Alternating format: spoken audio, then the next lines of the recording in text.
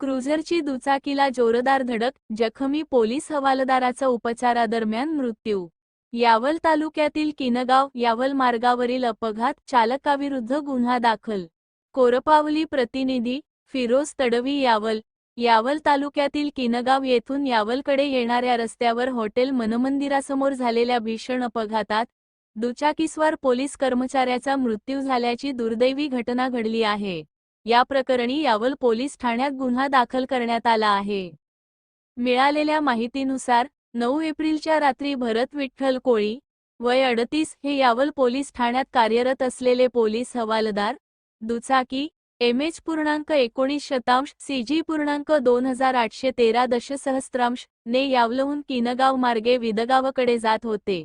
दरम्यान हॉटेल मनमंदिर समोर मागून भरधाव वेगाने येणाऱ्या क्रुझर MH.29 BC.5487 ने त्यांच्या दुचाकीला जोरदार धडक दिली.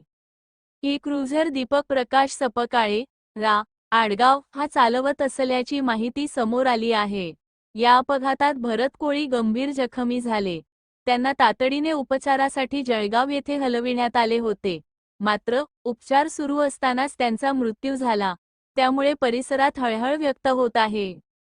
या प्रकरणी प्रवीण कोळी यांच्या फिर्यादीवरून क्रुझर चालक दीपक सपकाळे याच्याविरुद्ध गुन्हा दाखल करण्यात आला आहे.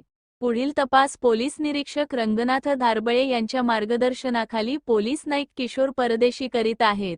दरम्यान दिवंगत भरत कोळी यांच्यावर त्यांच्या मूळ गावी इदगाव येथे शासकीय इतमामात अंत्यसंस्कार करण्यात आले. त्यांच्या निधनामुळे परिसरात शोककळा पसरली आहे.